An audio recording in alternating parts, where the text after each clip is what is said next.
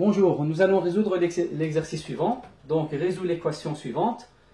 HCl plus PbOH2.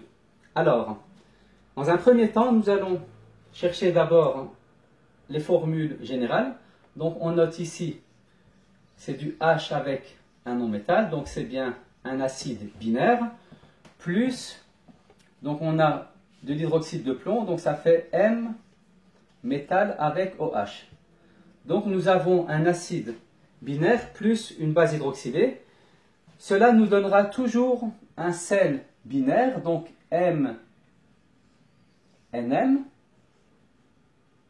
plus de l'eau. Alors, quel est le métal qu'on aura au niveau des produits? Donc ici, ça sera du plomb, donc Pb.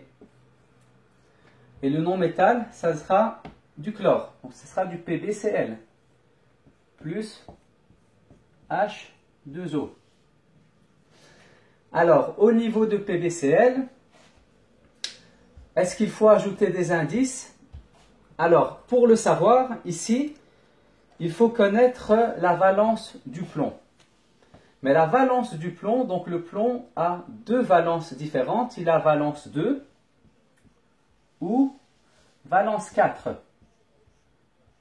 Alors, comment faire pour savoir si le plomb ici a valence 2 ou valence 4? Pour ce faire, nous allons revenir ici au niveau des réactifs. Au niveau des réactifs, nous voyons que nous avons du PbOH2. Donc, de l'hydroxyde de plomb. Alors, nous allons utiliser la méthode du chiasme inversé. Donc ici, Pb, c'est sous-entendu avec un indice de 1. Et ici, pour le groupement hydroxyde, on a un indice de 2. Alors, nous allons faire la méthode du chiasme inversé. Donc, nous allons faire ici le croisement. Le 2 en indice en chiffre arabe va devenir ici le 2 du chiffre romain qui correspond à la valence du plomb.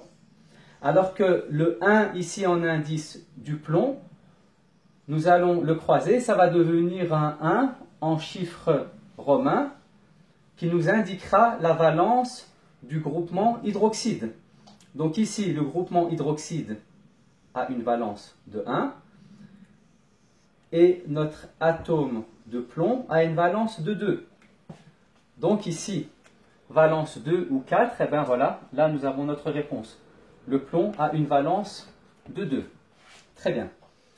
Alors maintenant, nous allons prendre notre molécule, donc notre chlorure de plomb, donc Pb et Cl, et nous allons faire la méthode du chiasme. Donc on note en dessous de Pb sa valence, valence 2, en dessous du chlore, valence 1, on croise les valences qui se transforment en chiffres arabes et se mettent au niveau des indices.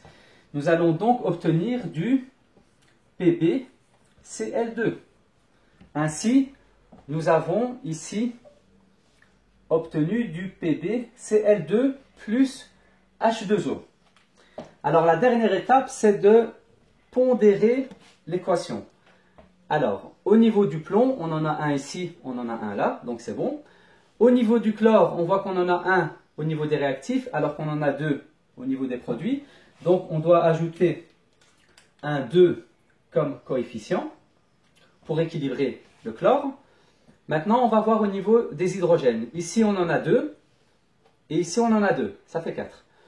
De l'autre côté, on voit qu'on n'en a que 2. Donc, on va ajouter un 2 au niveau du coefficient.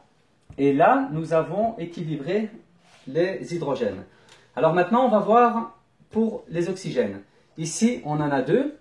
Et de l'autre côté, on a 2 fois 1 oxygène. Donc, notre réaction a bien été pondérée. Alors ici, précise la fonction de la substance obtenue. Eh bien, nous avons obtenu un sel binaire ainsi que de l'eau. Merci d'avoir suivi cet exercice et bon travail à tous.